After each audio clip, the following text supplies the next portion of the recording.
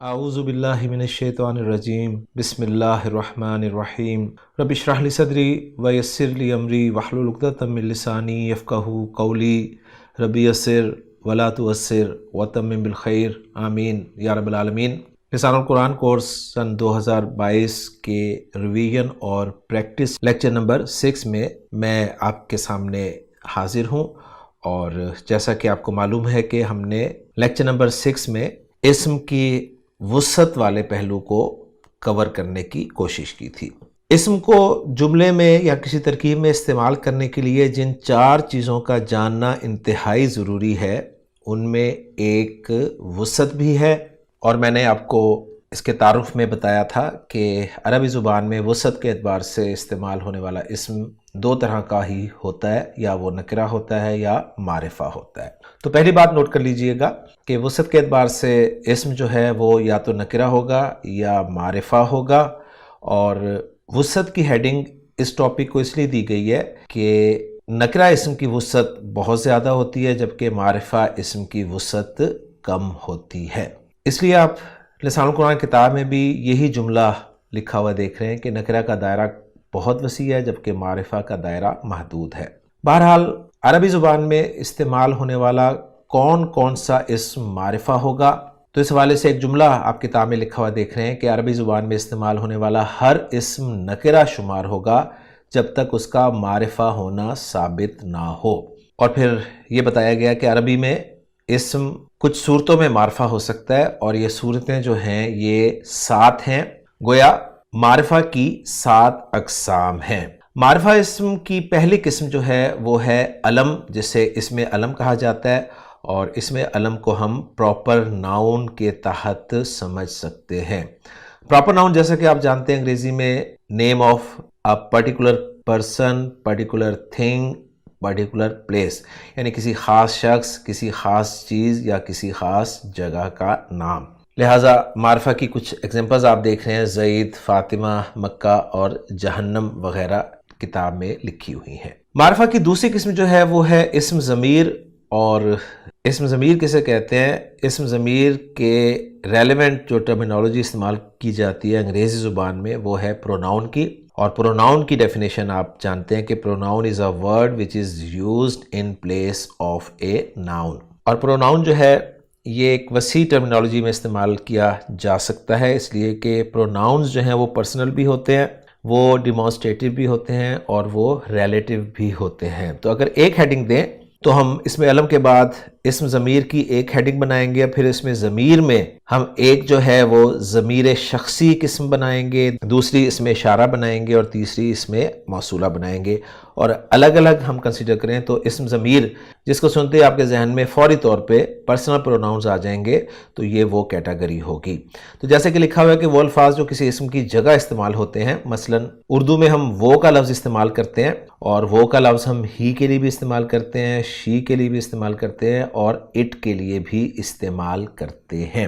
عربی میں ان کے ایکولنٹ جو لفظ استعمال ہوں گے وہ ہوں گے ہوا اور ہیا، یعنی ہی کے لیے ہوا ہوگا اور شی کے لیے ہیا ہوگا، اور اٹ کے لیے ہوا بھی ہو سکتا ہے اور ہیا بھی ہو سکتا ہے۔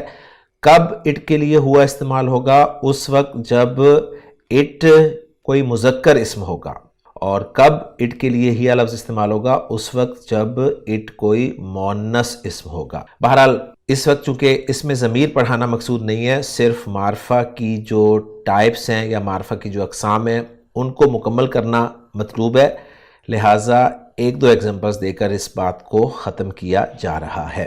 تو تھرڈ پرسن کے لیے ہم اردو میں وہ کا لفظ استعمال کرتے ہیں، سیکنڈ پرسن کے لیے تو یا تم کا لفظ استعمال کرتے ہیں، اور فرسٹ پرسن کے لیے میں کا لفظ استعمال کیا جاتا ہے۔ پھر ہر پرسن کے لیے جمع بھی استعمال ہوتی ہے، اور پھر کیس بھی بدلتا ہے، یہ انگریزی کے حوالے سے ہم جانتے ہیں۔ تو بہرحال تو کے لیے انگریزی میں جو یو کا لفظ استعمال ہوتا ہے، تو عربی زبان میں یو اگر مذکر ہے تو انتا کہیں گے، اور یو اگر مؤنث ہے تو انتی کہا جائے گا۔ پھر فرسٹ پرسن میں کے لیے انگریزی میں جس طرح آئی کا لفظ استعمال ہوتا ہے اور وہ مذکر مؤنث دونوں کے لیے استعمال ہوتا ہے، اسی طرح عربی زبان میں انا کا لفظ جو ہے وہ مذکر مؤنث دونوں کے لیے استعمال ہوگا۔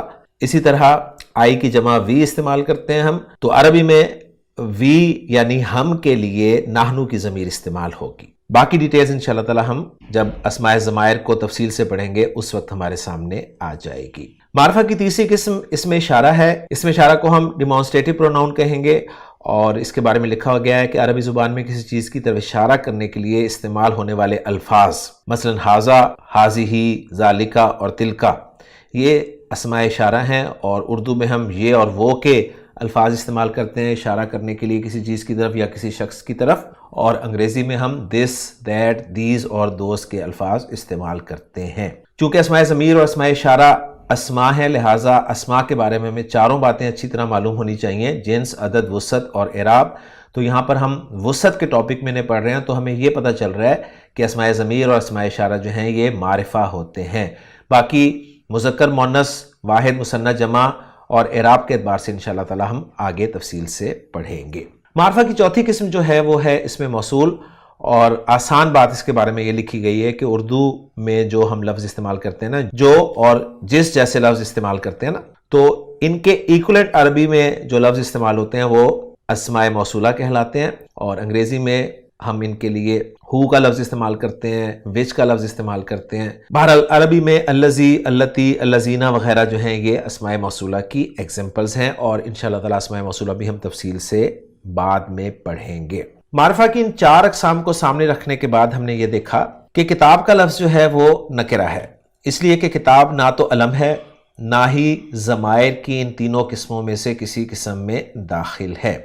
یعنی ایک بات اسٹوڈنٹس کو اچھی طرح واضح کر دی گئی کہ کوئی اسم معرفہ ہے یا نکرہ ہے، اس کو پہچاننے کے لیے آپ نے اپنی عقل نہیں دوڑانی، بلکہ آپ نے معرفہ کی جو اقسام ہیں 7، ان اقسام میں اس اسم کو فٹ کر کے دیکھنا ہے۔ اگر تو وہ کسی قسم میں فٹ ہو جاتا ہے تو وہ معرفہ ہے، اور اگر فٹ نہیں ہوتا تو پھر وہ نکرہ کنسیڈر کیا جائے گا۔ تو کتاب کا لفظ جب معرفہ کی ابھی تک پڑھائی گئی 4 قسموں میں فٹ کر کے دیکھا گیا تو وہ کہیں فٹ نہیں بیٹھا، لہٰذا کتاب کو نکرہ کنسیڈر کیا گیا۔ پھر یہ بات بتائی گئی کہ اب جب کتاب نکرہ کنسیڈر ہو گیا تو کیا یہ نکرہ اسم جو ہے یہ معرفہ بن سکتا ہے؟ کیا نکرہ اسم کو معرفہ بنایا جا سکتا ہے؟ تو بالکل بنایا جا سکتا ہے۔ ہمارے سامنے یہ بات آئی کہ آپ کسی نکرہ اسم کو معرفہ بنانا چاہتے ہیں تو اس اسم کے شروع میں ال کا اضافہ کر دیں۔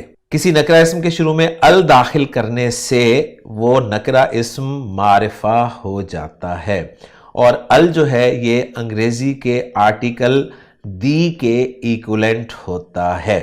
جس طرح انگریزی میں بک جو ہے وہ نکرہ ہے اور دا بک جو ہے وہ معرفہ ہے، کیونکہ وہ پرٹیکولر بک ہو گئی۔ یعنی آرٹیکل جو ہیں انگریزی زبان میں 2 طرح کے ہوتے ہیں نا، ایک انڈیفینٹ آرٹیکل اور ایک ڈیفینٹ آرٹیکل۔ تو انڈیفینٹ آرٹیکلز میں اے اور این آتے ہیں، اور ڈیفینٹ آرٹیکل میں دی آتا ہے۔ تو عربی زبان میں دی کے ایکولنٹ لفظ جو ہے وہ ہے ال، لہٰذا اب جب کتاب پر ال داخل کیا گیا تو یہ لفظ بن گیا جی الکتاب۔ اسی طرح کتاب کا مثنیٰ کتابانی، اس پہ ال داخل کیا گیا تو لفظ بن گیا الکتابانی۔ کتب کتاب کی جمع، اس پہ ال داخل کیا گیا تو یہ بن گیا الکتب۔ اسی طرح مسلمون پہ ال داخل کیا گیا تو یہ بن گیا المسلمون۔ تو واحد، مثنیٰ، جمع مکسر اور جمع سالم کی ایگزامپلز کے ذریعے یہ بات آپ کو سمجھانے کی کوشش کی جا رہی ہے کہ کتاب کا لفظ بھی نکرہ ہے، کتابانی بھی نکرہ ہے، کتب بھی نکرہ ہے، مسلمون بھی نکرہ ہے۔ یہ کیوں نکرہ ہے؟ اس لیے کہ یہ معرفہ کی جو پہلی 4 اقسام ہیں ان میں کہیں فٹ نہیں بیٹھ رہے، لہٰذا ان کو نکرہ تصور کر لیا جائے گا، اور جب انہیں معرفہ بنایا جاتا ہے تو ان کے شروع میں ال داخل کر دیا جاتا ہے۔ اب جب یہ الکتاب، الکتابانی، الکتب اور المسلمون ہو گئے تو اب یہ معرفہ ہو گئے، لہٰذا یہ معرفہ کی 5ویں قسم میں داخل ہوں گے، اور اس 5ویں قسم کا نام ہے معرف باللام، جس کے معنی ہے ال کے ذریعے معرفہ بنایا ہوا۔ ویسے اس کے لفظی معنی ہے لام کے ذریعے معرفہ بنایا ہوا، لیکن آسانی کی خاطر ہم یہ کہہ دیتے ہیں کہ ال کے ذریعے معرفہ بنایا ہوا۔ اس کے بعد ہم نے دیکھا کہ ال جو کہ انگریزی کے آرٹیکل دی کے ایکولنٹ ہے، اس ال کے بارے میں کچھ باتیں بہت اہم ہیں جو نوٹ کرنی ضروری ہیں۔ پہلی بات تو یہ ہے کہ ال میں جو 2 حروف استعمال ہوئے ہیں، ایک حمزہ اور ایک لام، ان کے نام یاد کیے جائیں۔ حمزہ جو ہے وہ حمزہ وصل کہلاتا ہے اور لام جو ہے وہ لام تعریف کہلاتا ہے۔ نام اس لیے یاد کروائے جا رہے ہیں کیونکہ عربی گرامر میں جب ہم آگے پہنچیں گے تو ہمارے سامنے اور بھی حمزہ آئیں گے، اسی طرح اور بھی لام آئیں گے، تو پھر ہمیں ہر حمزہ اور ہر لام کے درمیان فرق جو ہے وہ معلوم ہونا بہت ضروری ہے۔ تو ال جو ہے اس کے دو پارٹس حمزہ اور لام جو ہیں ان کے نام یاد کرنے بہت ضروری ہیں۔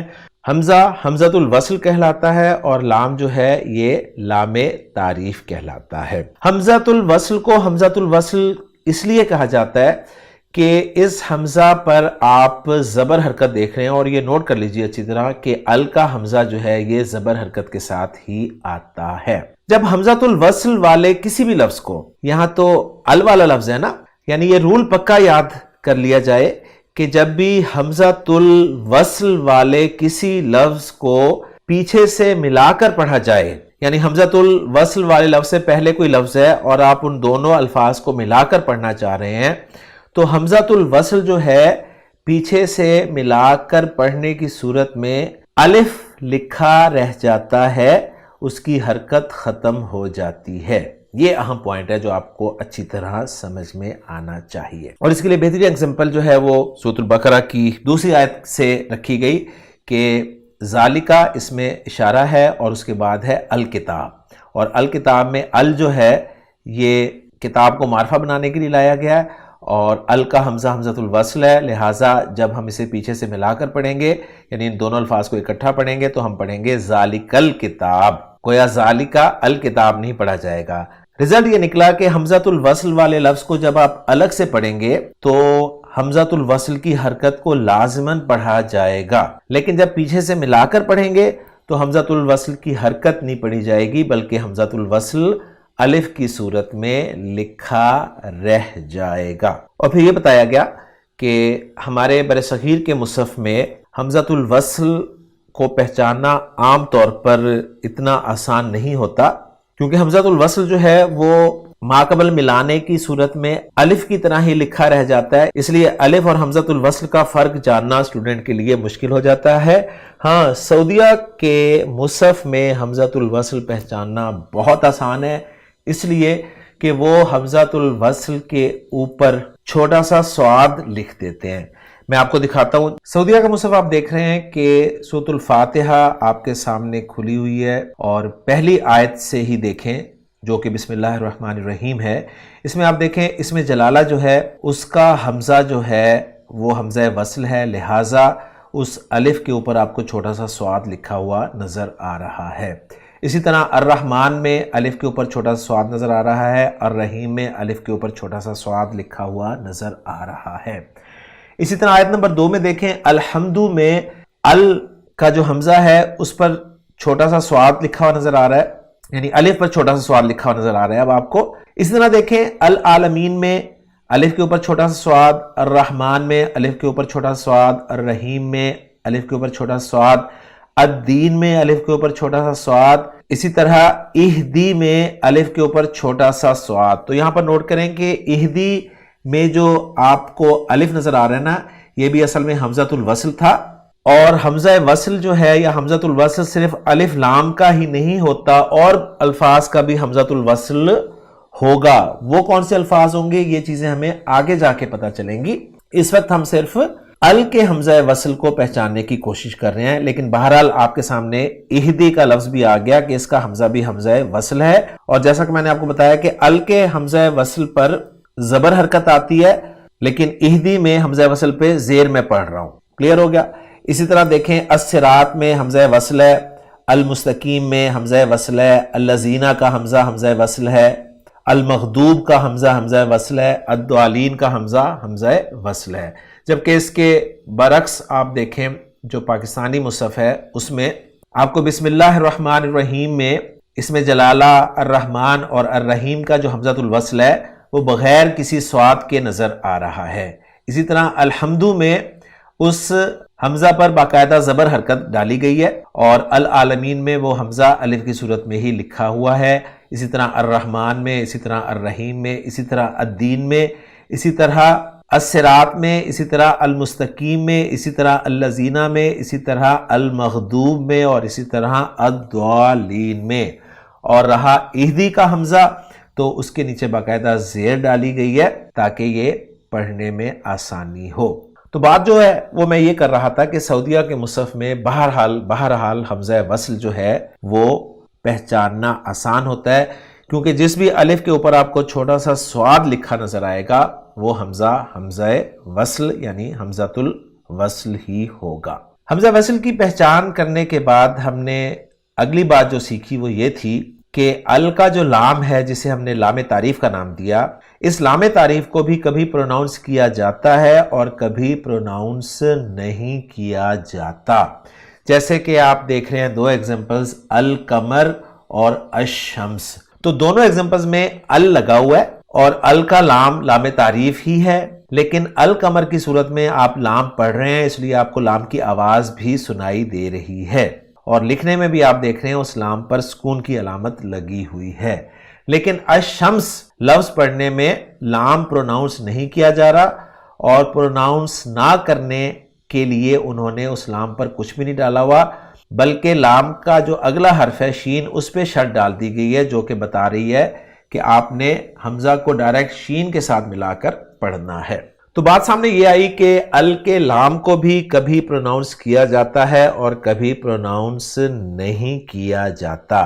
اب یہ کیسے پتہ چلے گا کہ ال کے لام کو پروناؤنس کرنا ہے یا نہیں کرنا؟ اس کے لیے ہم نے انہی دو الفاظ القمر اور الشمس کی مناسبت سے حروف کے دو گروپس بنا لیے۔ ایک گروپ کا نام قمری حروف رکھا گیا اور دوسرے گروپ کا نام شمسی حروف رکھا گیا، یعنی قمری حروف والے گروپ میں وہ حروف شامل ہوں گے جن سے جب بھی کوئی اسم شروع ہوگا اور اس اسم کے شروع میں ال داخل کیا جائے گا تو ال کا لام پڑھا جائے گا، جبکہ شمسی حروف والے گروپ میں ان حروف کو شامل کیا گیا کہ جن حروف سے جب بھی کوئی اسم شروع ہوگا اور اس اسم کے شروع میں ال داخل کیا جائے گا تو اس ال کا لام نہیں پڑھا جائے گا۔ اب سوال یہ پیدا ہوا کہ وہ قمری اور شمسی حروف جو ہیں وہ کتنے کتنے ہیں؟ تو آسان سی تقسیم سامنے یہ آئی کہ کل حروف الہجا کی تعداد جو ہے وہ 28 ہے۔ ان 28 میں سے 14 حروف جو ہیں وہ قمری حروف ہیں اور 14 حروف ہی شمسی حروف ہیں۔ پھر سوال یہ پیدا ہوا کہ قمری حروف جو ہیں وہ کون سے ہیں اور شمسی حروف وہ کون سے ہیں، یعنی وہ 14 حروف کون سے ہیں جو قمری ہوں گے اور وہ 14 حروف کون سے ہیں جو شمسی ہوں گے۔ لہٰذا شمسی اور قمری حروف یاد کرنے کی بجائے ایک جملہ یاد کر لیا گیا جو کہ 14 کے 14 قمری حروف پر مشتمل تھا، اور وہ جملہ تھا حق کا خوف عجب غم ہے۔ لہٰذا یہ ثابت ہوا کہ ہا، قاف، کاف، الف، خا، واو، فا، عین، جیم، با، غین، میم، ہا، یا، یہ سب کے سب جو ہیں قمری حروف ہیں۔ بجائے اس کے کہ یہ حروف یاد کیے جائیں، یہ جملہ یاد کر لیا جائے تو قمری حروف جو ہیں وہ آپ کو یاد ہو جائیں گے۔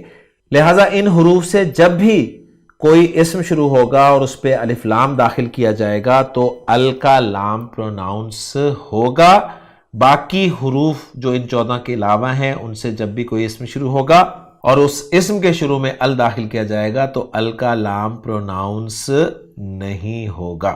اب اسی سورہ مبارکہ یعنی سورۃ الفاتحہ میں آپ دیکھیں جن اسماء پر ال داخل ہوا ہے ان میں سے قمری حروف سے شروع ہونے والے اسماء کون کون سے ہیں اور شمسی حروف سے شروع ہونے والے اسماء کون کون سے ہیں۔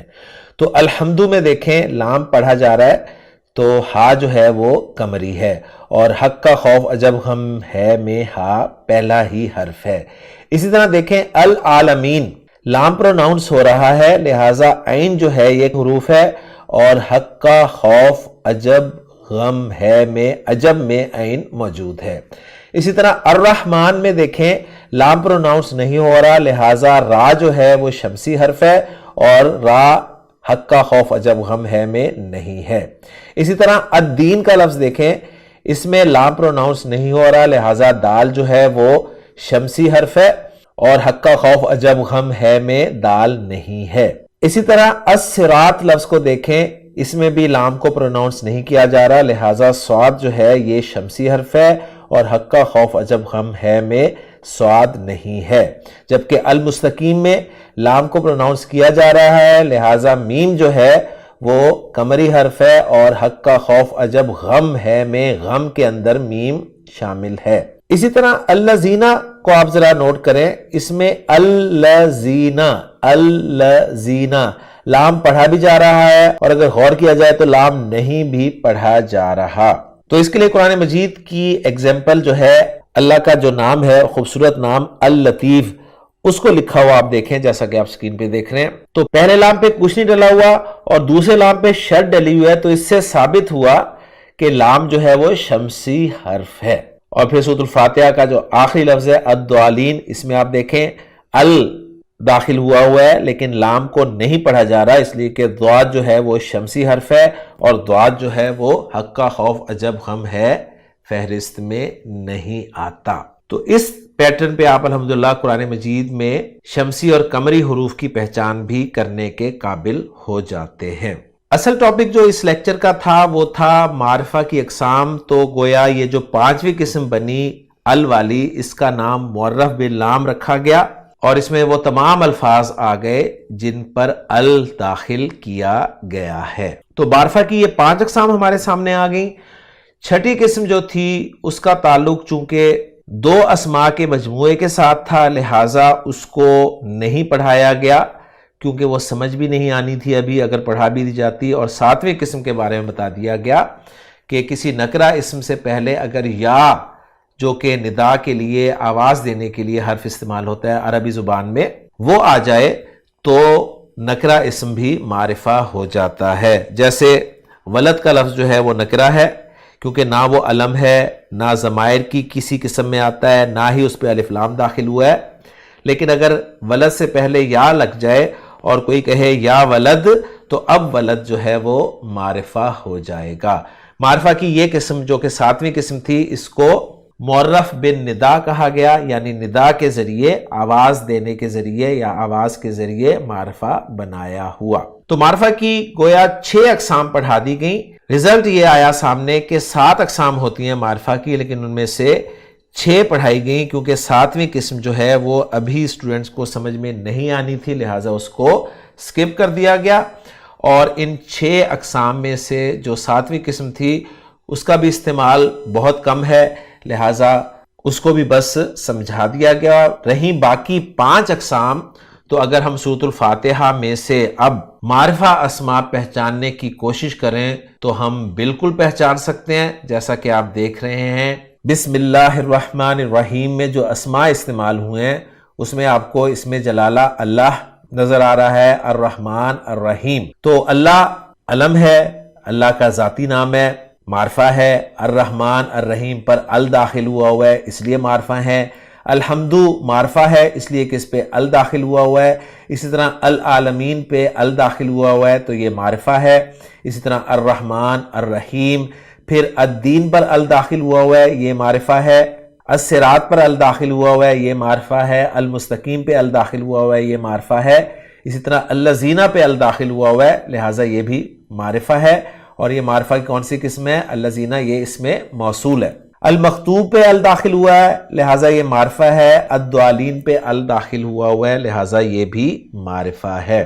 تو معرفہ کی جو 2 قسمیں ہیں، ایک ال والی اور ایک علم، ان کی سورۃ الفاتحہ میں ہم نے پریکٹس کر لی۔ اور چونکہ باقی ابھی ہم نے ضمائر نہ تو پورے پڑھے ہیں، اسماء اشارہ بھی پورے نہیں پڑھے اور اسماء موصولہ بھی پورے نہیں پڑھے، لہٰذا ان کی پہچان کروانے کی کوشش آپ کو نہیں کی جا رہی۔ اب یہاں پر ایک ایکسٹرا بات جو ہے وہ آپ نے سمجھنی ہے، جو کہ کتاب میں آپ کو لسان القرآن کتاب ہے اس میں لکھی ہوئی نظر آ رہی ہے کہ ال کسی معرفہ اسم پر داخل نہیں ہوگا سوائے اس کے کہ اہل زبان ہی داخل کریں۔ جیسے اہل زبان جو ہیں وہ الروم کہتے ہیں، القاہرہ کہتے ہیں، العباس کہتے ہیں، الحسن کہتے ہیں، الحسین کہتے ہیں۔ حالانکہ روم، قاہرہ، عباس، حسن اور حسین یہ سب علم ہیں، لیکن عرب جو ہے ان پر ال داخل کرتا ہے اور وہ خوبصورتی کے لیے داخل کرتا ہے۔ تو جہاں پر عرب داخل کرے گا ہم بھی اس کو ویسے ہی استعمال کریں گے، ہم اپنی مرضی سے کسی بھی معرفہ پر ال داخل نہیں کریں گے۔ اور ایک اور اہم بات جو ہے وہ آپ لکھی ہوئی دیکھ رہے ہیں آپ کتاب میں کہ عربی کا ال جو ہے چونکہ انگریزی کے آرٹیکل دی کے مشابہ ہوتا ہے، اور جس طرح انگریزی زبان میں جب ہم دی کو یا دا کو کہتے ہیں تو اس مراد کوئی خاص گائے بھی لے سکتے ہیں اور گائے کی پوری کلاس یعنی جنس بھی لے سکتے ہیں۔ جس طرح انگریزی میں ہم جب کہتے ہیں کہ دا کو gives milk تو اس کا مطلب یہ نہیں ہوتا کہ کوئی خاص گائے دودھ دیتی ہے، بلکہ اس کا مطلب ہوتا ہے کہ تمام گائیں دودھ دیتی ہیں۔ تو گویا ال کے دو موٹے معنی آپ کو یاد کروانے ہیں۔